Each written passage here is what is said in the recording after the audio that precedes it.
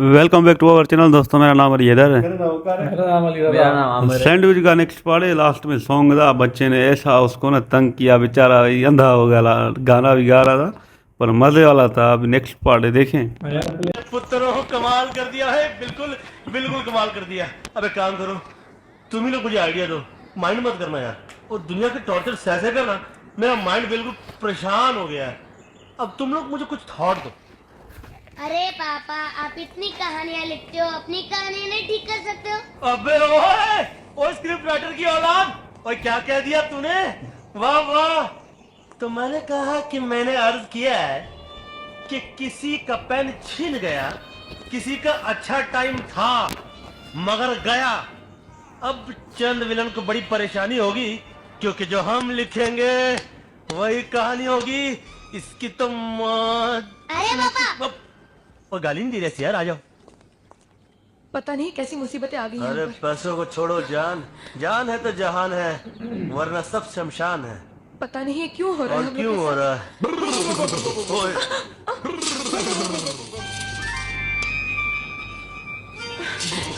नमस्ते।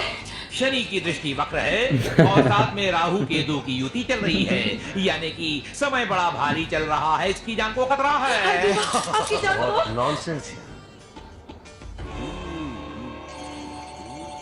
और तुम हाँ, झुमका है। महाराज, देखा, बाबा। अगर ये नारियल 2 इंच इधर पड़ता तो तुम्हारे इस नारियल का क्या होता? नहीं नहीं। इसलिए कहता हूँ ये आज का तीसरा घात था और चौथे घात से तो भोलेनाथ ही बचा। बाबा जी गिन दो। अरे क्या?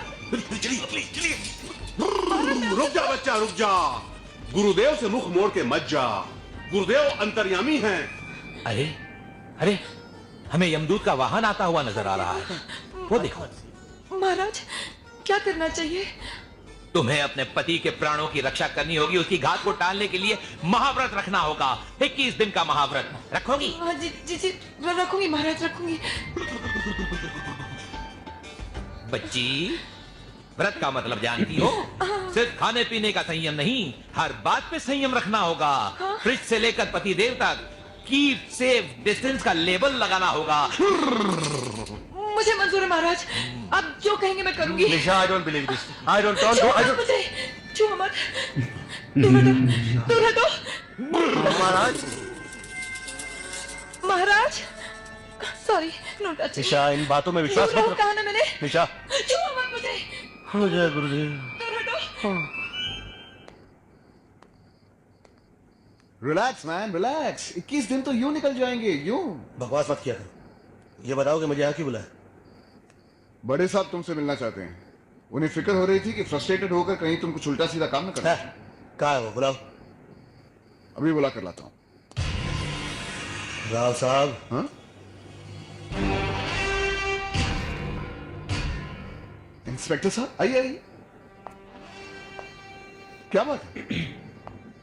अपने बड़े साहब को बुला लो, उन्हीं के सामने बात कर लेते हैं। बड़े साहब? कौन बड़े साहब? यहाँ तो हम दोनों के अलावा कोई नहीं है। राव,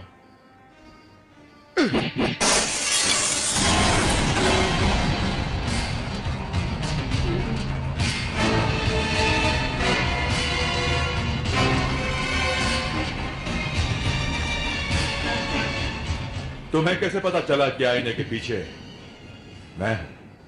मिस्टर बलदेव चोपड़ा, मुझे पता चल गया कि हर चीज के पीछे तुम ही हो। राव से गद्दारी करवाने के पीछे तुम हो, शेर सिंह की बर्बादी के पीछे भी तुम हो, और इसे नकली शेखर बनाने के पीछे भी तुम ही हो। नकली शेखर?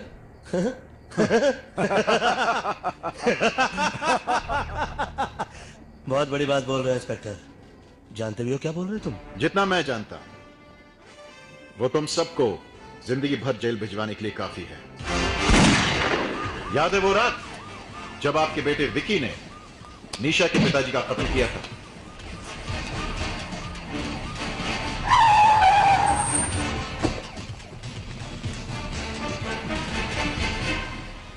इंस्पेक्टर, आगे नहीं आना, मैं गोली चला दूंगा। गोली चला दूंगा इंस्पेक्टर। उस हादसे में कई लोग मारे गए, लेकिन विकी बच गया। डैडी, और जब वो आपके सामने पहुंचा तो हैरत और खुशी से आपकी आंखें फटी की फटी रह गई। विकी, डैडी, तू जिंदा है? डैडी, थैंक गॉड तू जिंदा है। और फिर विकी का जला हुआ चेहरा प्लास्टिक सर्जन डॉक्टर मोदी ने ठीक किया। डॉक्टर साहब आपने कमाल कर दिया, कोई कह भी नहीं सकता कि विकी का चेहरा जल गया था। अरे ये तो कुछ भी नहीं है चोपड़ा साहब, आपको तो पता है कि साइंस ने कितनी तरक्की कर ली। अगर मैं चाहूं तो इसका चेहरा आपको और आपका चेहरा इसको दे सकता है। Thank you doctor, thank you. Vicky का चेहरा तो ठीक हो गया, लेकिन उसकी किस्मत नहीं। खून के इल्जाम से बचा रहा, इसलिए खुद अपने ही घर में बंदी होकर रह गया विकी। लेकिन उसी वक्त राव साहब ने आपको बताया कि शेखर ने उसके 50 लाख के घपले को पकड़ लिया। राव, तेरे पास सिर्फ दो ही रास्ते हैं, या तो तू 50 लाख का इंतजाम कर ले या फिर जेल चला जा। नहीं, एक तीसरा रास्ता भी है मेरे पास। मैं शेखर को ब्लैकमेल करूंगा। ब्लैकमेल करेगा? हाँ, उसने निशा के अलावा एक और शादी की है और अब अपनी दोनों बीवियों को यह जता रहा है कि वो एक नहीं, दो अलग अलग इंसान हैं, एक शेर सिंह और एक शेखर। तुमने मुझे 50 करोड़ का राज बताया है। हाँ? और उसी वक्त आपके दिमाग में इस खतरनाक चाल ने जन्म लिया और एक बार फिर आपने अपने बेटे विकी की प्लास्टिक सर्जरी कर दी। कहानी तो बड़ी दिलचस्प सुनाई आपने इंस्पेक्टर साहब, लेकिन आपके पास इसका कोई सबूत भी है। अच्छा, इंस्पेक्टर नायक,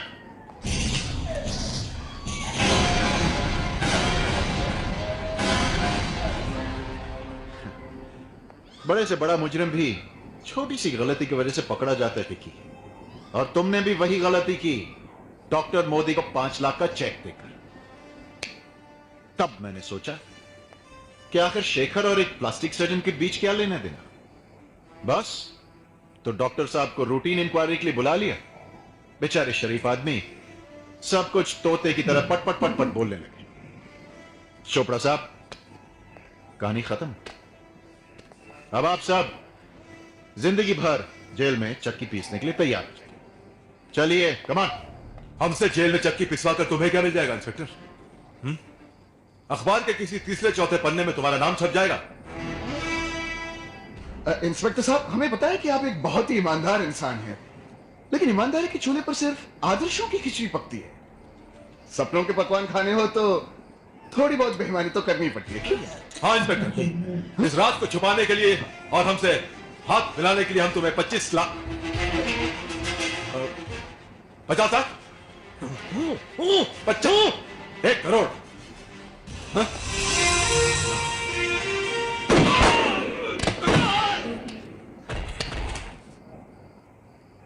Oh,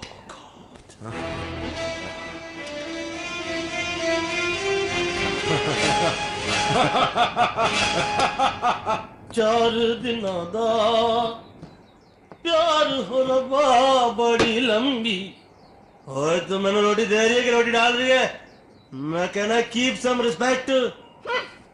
गुड। दूध क्यों नहीं पिया? मुझे नहीं पीना। तो फिर क्या अपने बाप की तरह मेरा खून पीना है? जब देखो तब से, जब देखो तब से। ओए, अब बच्चे को क्यों मार रही है? तो क्या इसकी सारी जिद्दें पूरी कर इसे भी आवारा बनने दूं, ताकि बड़ा होकर ये भी अपने बाप की तरह गुल खिलाए? ओए, बिहेव योरसेल्फ। बता तो चुका हूँ किन हालात में शादी हुई है। ढोलक बन गया हूँ इमोशन में, कभी इधर से बज रहा हूँ, कभी उधर से बज रहा हूँ। अरे ढोल की पोल खुली तो मुंह खोला। मन में पाप नहीं होता ना, तो जिस टाइम शादी की थी उसी टाइम आके गांव में बता देते, शादी माफ भी कर देती। पर नहीं, 7 साल तक धूल के फूल खिलने दिए। रात रात भर स्टोरी सिटिंग चलती थी। अब पता चला किसके साथ और कहां सेटिंग होती थी। कहते थे निशा से मत मिलना, मिलने से हमारे बच्चे में कॉम्प्लेक्स पैदा हो जाएगा। कॉम्प्लेक्स?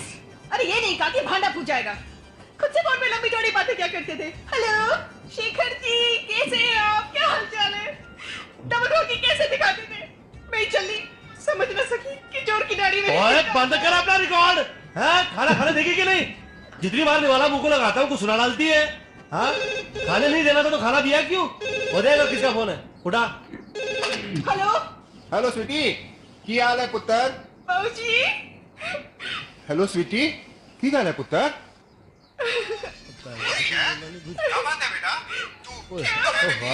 खुश हूँ। हेलो, कौन बोल रहा है? मेरी वोटी को ला दिया। कौन बोल रहा है? जी मैं बोल रहा हूँ। ओ भाऊजी पेरी पहना। पेरीपना ठीक है, लेकिन ये स्वीटी रो क्यों रही है? और कुछ नहीं, इमोशनल हो गई वो बोलती है अजीब कार्टून टाइप की फैमिली है मेरी, महीनों महीना मेरे साथ कांटेक्ट नहीं करते। मुझे दीजिए ना, मैं बात करती हूँ ना। पुत्र स्वीटी को दो। नहीं, वो रोके चलेगी उसको। हेलो हेलो, आवाज नहीं आ रही। अरे जरा जोर से बोलिए, आवाज नहीं आ रही। नहीं, और जोर से बोलिए, थोड़ा और जोर से बोलिए, और जोर से बोलिए। हाँ, कर क्या लगता है आवाज नहीं आ रही? हट।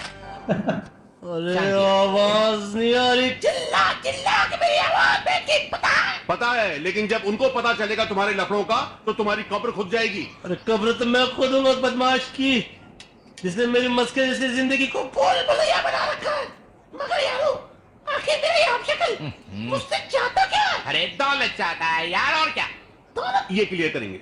अरे चलिए सुन, अगर इसको अदालत में इंटरेस्ट नहीं होता तो वो शेखर बन के निशा के पास क्यों जाता? शेर सिंह बन के स्वीटी के पास भी तो जा सकता था। अब चक्कर समझ में आया।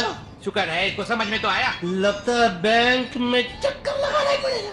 तो यार यही है सच्चाई, मतलब वो बहरूपिया है, उस पापा का बेटा है, अंजलि के पापा का हरामजादा। देखो किस तरह नाटक करा है, प्लास्टिक वगैरह सर्जरी कराएंगे, हरामजादा। और पुलिस वाला विवेक, हम समझे यार इस बार ये बेचारा अच्छा ईमानदार है, हमारे भाई की हेल्प कर रहा है, और कमीने ने लालच में आया अपने ही आदमियों को मार दिया यार। बड़ा हरामी, ये सुधरेगा नहीं विवेक भी। ये विवेक बाबू है ना, बड़ा कमीना है। मैंने इसके बारे में सही कहा, ये कभी नहीं सुधरेगा। इस बार तो शुरुआत में मुझे भी अच्छा लगने लगा था, भाई सुधर गया, पर भाई पुलिस वाले तो हवलदार को ही गोलियां मार, बड़े हरामी है, ये नहीं सुधरने वाले भाई। और ये कल भी बदतमीज, आज भी बदतमीज, ये भी इसने भी एंट्री मार दी यार। बड़ा हरामी है, बोझ बना बैठा है यार। मज़ा आ गया। अभी तो हमारा ये राजा बाबू परेशान हो गया है।